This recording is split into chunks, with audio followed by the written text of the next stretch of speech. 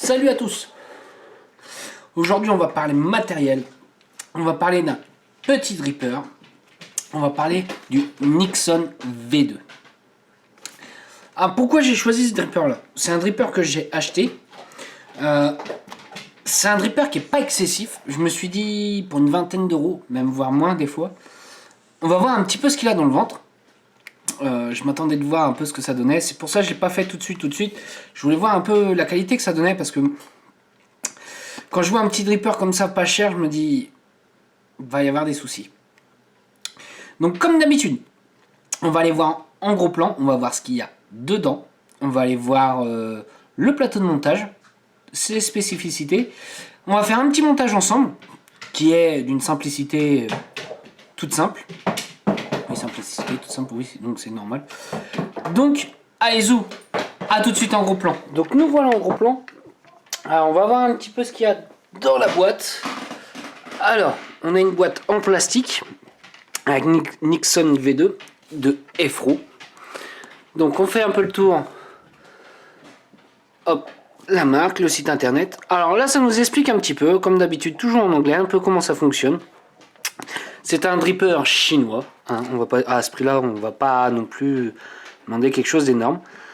Donc, alors, là ici, nous avons un petit flash code avec le numéro de série de l'ATO pour voir si c'est vraiment un original. Bon, à ce prix-là, je veux dire honnêtement, je trouverais c'est un peu bête de prendre un clone quand on voit au prix où il est. Donc on ouvre la petite boîte. Là, on va récupérer directement le dripper. On va continuer un petit peu. Le dripper, on va mettre de côté. On va continuer de voir un peu ce qu'il y a dans la boîte. Et là, on se dit, il n'y a plus grand-chose. Il n'y a plus rien. Et en fait, non, pas du tout. C'est caché en dessous. C'est caché en dessous. On a 2 et 3 petites pochettes. Alors, dans la première pochette, on a du coton avec 2 coils à l'intérieur. Ça peut dépanner, mais comme d'habitude, moi je m'en sers pas. Je préfère pas. On va regarder un petit peu l'autre sachet. Donc, on a un tournevis. On a 2 vis de rechange et un joint. Alors, ce joint-là, le joint bleu, sert pour la cloche en pyrex à mettre sur la base pour bien que ça soit pour bien que ça tienne. Donc c'est pas si bête que ça de l'avoir fourni. Et un drip tip. Vous verrez à la fin mon avis sur le drip tip. D'ailleurs je vais l'enlever et on verra ça à la fin. Je vous expliquerai pourquoi. Mais ça, on verra ça. Alors zouf, pour la boîte, on a fait le tour. Et je pense que là on va aller voir ce qu'il y a de plus intéressant. C'est surtout le dripper. Alors le dripper, voilà un petit peu la bête. Donc comme d'habitude je vais prendre mon petit Coilmaster pour aller voir un petit peu. Hop, pour essayer de le démonter. Donc nous avons une cloche en Pyrex. Pyrex, c'est sympa, on aime ou on n'aime pas. Moi j'aime plutôt bien. Pourquoi? Parce que ça permet de voir ce qui nous reste en jus à l'intérieur, voir si on est près ou loin du dry hit. Elle est quand même assez costaud, hein. J'ai déjà fait tomber une fois, elle n'a pas cassé. Donc voilà, c'est un petit peu. Donc nous voilà sur le plateau. On a un plateau assez classique avec des vis cruciformes. C'est un dripper avec les airflow par le bas. Airflow par le bas, on aime ou on n'aime pas. Ça a ses avantages et ses inconvénients. Donc on voit un petit peu en dessous. La vis est en cuivre. Le numéro du dripper, le Nixon, enfin on a la totale. Et là c'est un peu la particularité de celui-ci, c'est qu'on a un airflow réglable qui est un peu déconcertant au début. Hop, quand on tourne, ça ferme l'airflow et quand on tourne dans l'autre sens, ça l'ouvre. Ça l'ouvre. Donc on a 2 postes négatifs et un poste positif au milieu, percé de 2 trous. Alors ce dripper là, je vais pas le conseiller pour faire des gros clous avec, pour 2 bonnes raisons, c'est qu'il sera pas assez aérien pour faire des gros clous. Et deuxième défaut, enfin défaut, comme quoi ça fait pas un dripper pour clous, c'est que c'est la cloche en pyrex. En chauffant fort, est-ce qu'on aurait peut-être pas quelques petits soucis? Possible, on verra bien. Donc là, ce que je vais faire un petit montage pas très chaud, on va dire que ça va être un montage qui lui ira bien, je pense, pour plusieurs choses. Ça, on verra ça à la fin, on comprendrait pourquoi. Donc j'ai fait avec du Cantal 0,51, j'ai fait 7 tours et on sera à 0,5 en double coil. Donc par contre, là, le seul inconvénient de celui-ci, c'est que c'est vraiment un double coil. On ne pourra pas le faire en simple, puisque l'airflow, on ne pourra pas le boucher de l'autre côté. Donc je vais mettre mon premier Cantal. Hop, voilà. Donc j'en ai mis un à gauche et l'autre à droite. Alors on voit qu'il va se placer plutôt assez bien quand on va mettre au niveau du Cantal. Enfin, quand on va placer le coil, l'enfoncer dedans. Il se place plutôt bien. Les vis, pour le moment, ça va faire un petit moment que je l'ai. Ça va faire 3 semaines à peu près. J'ai rien à dire sur les vis, même si en tournant des fois, à part un peu en cacahuète, on a l'impression que ça visse mal. J'ai rien à dire pour le moment, j'ai pas foiré les vis, pourtant j'ai fait plusieurs montages. Hop, et le deuxième. Donc là on voit que c'est pas très bien placé. Hein, on voit qu'il est un peu en cacahuète. Donc là moi je vais reprendre ma tige et je vais le refaire descendre. Alors je conseille pas de le plaquer vraiment à l'airflow. Pas comme j'ai fait là, vraiment plaqué. Juste le remonter un tout petit peu. Et là on sera bien, on verra qu'on sera juste au niveau de l'airflow. Bien placé au niveau de l'airflow. Moi je conseille de le placer comme ça. Enfin, ça se fait tout seul. Quand on voit l'airflow un peu sur le côté comme ça, on se dit mince, ça va être dur à placer. En fait non, pas du tout, il est plutôt bien placé, pile au bon endroit. Quand tu places ton coil, et ben on est pile au bon endroit. Donc je vais prendre mon deuxième Cantal, hop, mon deuxième coil plutôt. Je place comme j'ai fait pour le premier, et bien sûr les vis elles sont revissées, donc hop. Là on est à l'air d'être bon. Hop, je vais refaire la même chose de l'autre côté. Hop.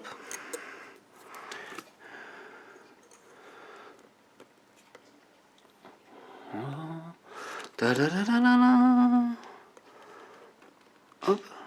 On a l'air d'être à égale distance. Oui, c'est bon. Hop. Je vais aller visser le premier. Alors j'ai pas vu énormément de revues sur ce dripper là. Je trouve ça un peu dommage. Moi j'estime que ça sera un bon dripper pour débutants. Pas trop cher pour voir si on adhère. Voilà. C'est comme j'explique souvent. Quelqu'un qui débute a pas envie de mettre 100 balles dans un dripper pour voir qu'en fait c'est pas son truc. Là l'avantage pour une vingtaine d'euros, même voire un peu moins comme je disais, on a moyen de voir si on adhère au dripper, si on aime, si on n'aime pas, malgré que celui-ci a quand même quelques défauts mais quand même quelques petits avantages. Hop. Et voilà. Alors j'avais dit ouais 0,25, on est à 0,28 et on va voir un petit peu comment ça chauffe. Donc là, je vais appuyer. Oh, ça chauffe pas bien. Ça chauffe pas bien du tout. Alors, hop. On va bien le placer le coil. Hop. On commence à être un peu mieux. Hop.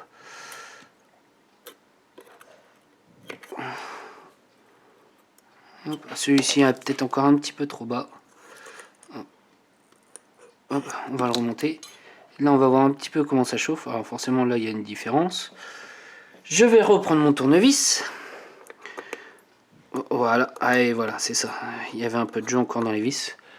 J'avais pas très bien vissé. Voilà. Et là, normalement, ça devrait pas tarder à être bon. Alors, on a l'air d'être pas trop mal. Hein. Ça a l'air de chauffer plutôt bien. Voilà.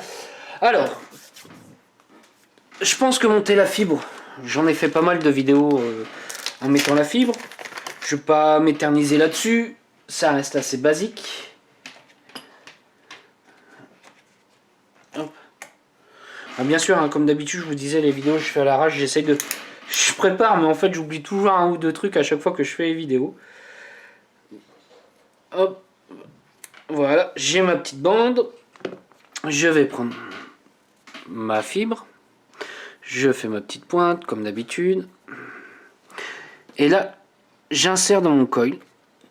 je récupère de l'autre côté.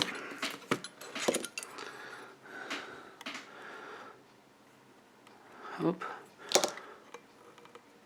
Voilà, là on a l'air d'être pas trop mal. Je prends ma paire de ciseaux. Je coupe. Je coupe de l'autre côté. Alors là, on voit que celui-ci a une légère petite cuve. Voilà, ça va permettre de mettre la fibre intérieure. Enfin, les petites moustaches. Ça sera pas vraiment une cuve de liquide réelle. Non, elle est trop petite pour que ça soit vraiment une... On peut dire que ça fasse tant de ml. Non. Honnêtement, elle est vraiment trop petite. Ça permettra juste à poser le coton. On va dire que même en mettant la fibre ou le coton, on a quand même une réserve, mais ça ne vaudra pas certains drippers où ils ont vraiment une grosse cuve. Là, ça va être vraiment juste pour poser la fibre.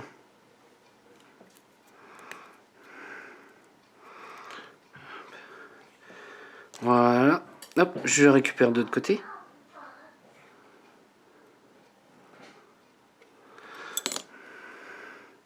Alors je le fais 10 fois dans la journée et puis là, c'est là où ça veut pas.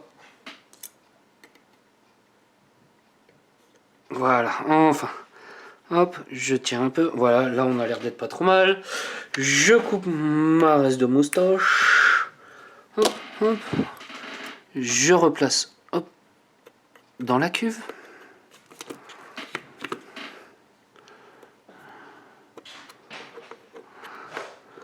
Voilà. Qu'est-ce que je vais mettre comme petit liquide? Allez, hop, j'aime bien faire tous mes essais avec un liquide que je connais, le Pickman. Bon, il y en a qui diront que j'aime pas. Voilà, moi c'est... Je dirais pas que c'est un hold'em, mais j'aime bien y retourner de temps en temps sur ce liquide-là, même si ça casse pas 3 patins de canard. C'est plutôt pas mal. On va voir un peu comment ça chauffe. Hop, je finis d'imbiber. Voilà, j'ai imbibé. Ça a l'air de chauffer plutôt pas trop mal. Allez, zou, on se retrouve tout de suite en plan large. Donc nous revoilà en plan large. Alors, je vais aller tout de suite sur gros point négatif. C'est ça. Ça, le gros point négatif, c'est le drip tip. Je suis désolé, mais moi ça me fait un truc trop laid. Même si le drip tip est en caoutchouc, là, il est tout mou. Non, je suis désolé. Je suis désolé. Non, c'est pas possible ça. Ça, c'est... Hop, voilà, on n'en parle plus. Parce que franchement, il est trop laid ce drip tip. En plus, en bleu comme ça, la longueur que ça fait, moi je trouve ça pas terrible. Alors moi je le prends directement comme ça sur le Pyrex. C'est pour ça que je conseille pas faire de montage, de gros montages. Je ferai pas des montages avec des Clapton, de choses comme ça, j'en ai déjà fait. C'est trop chaud, le Pyrex chauffe trop vite. Je trouve ça pas intéressant. Alors, on va voir un petit peu comment ça va.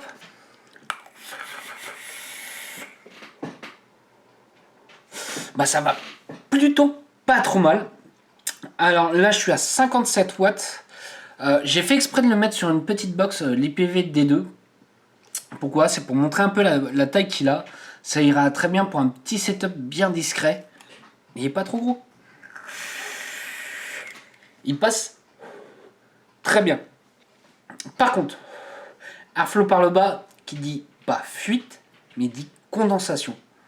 Donc ça arrive au bout d'un certain temps que là, juste en dessous de la box, on arrive à avoir du jus. Après, si tu remplis comme un bourrin, oui, tu auras des fuites, ça c'est sûr et certain. Donc c'est un avantage et un inconvénient. Pourquoi un avantage? Parce que justement, c'est là où ça restitue plutôt pas trop mal les saveurs. Le rendu de saveur avec les airflows par le dessous, c'est dans les meilleurs. Honnêtement, les points positifs pour moi ce que j'aime beaucoup, c'est la petite cloche en Pyrex où tu peux voir ce qui te reste en liquide en fait, en gros dedans. L'airflow, qui a un petit coup à prendre, moi je trouve qu'il est plutôt pas mal pour le réglage. Là je suis ouvert à fond. Et quand j'ai juste à tourner, là je l'ai vissé à fond. Je retourne de l'autre côté, juste avant de continuer à dévisser. Et là on sera complètement fermé. Là je suis complètement fermé. J'arrive à encore avoir un petit peu, mais... Là je suis à moitié. Non, le réglage de l'airflow se fait plutôt bien. Bon, moi j'aime quand c'est aérien, donc bah c'est toute vanne ouverte. Donc, qu'est-ce qu'on peut pouvoir dire encore? Que pour 20 balles, même moins, on a un bon petit dripper pour commencer. Moi, c'est un dripper que je conseillerais pour un débutant. Pas quelqu'un qui veut avoir une belle pièce ou quoi que ce soit. Moi, je le conseille vraiment pour un débutant. Il est facile de montage. On se prend pas la tête avec. Non, j'ai déjà conseillé à des débutants. J'ai un de mes collègues, il n'avait pas encore de dripper. Je lui ai dit, bah écoute, prends celui-là, tu vas voir pour 20 balles. Tu vas voir si t'aimes bien le dripper, si ça te plaît. Non, il est très bien pour ça. Et puis rendu de saveur, honnêtement, il est pas si mauvais que ça. Il est pas si mauvais que ça. Malgré qu'il sera quand même plutôt fait pour des gourmands, avec la chambre d'atomisation assez réduite comme ça. Il fait plutôt une vape tiède. On est sur une vape tiède. Ouais, gourmand. Voilà, ça sera pour un gourmand.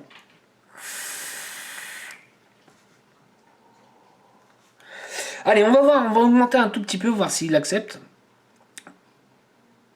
Hop, allez, 65 watts. Ouais, on est sur une vape tiède.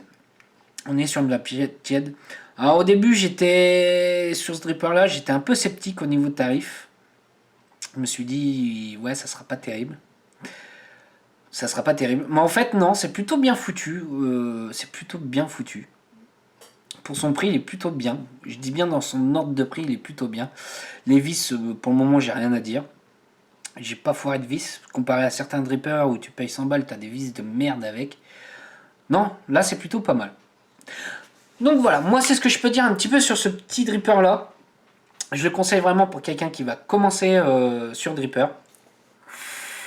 Même s'il fera pas des gros nuages avec, mais au moins il aura de quoi se faire quoi un petit peu plaisir. Là je suis à 0,27 ohms, ma box me dit que je suis à 0,27 ohms, sur le ohmmètre il me disait 0,28. On va dire que c'est kiff.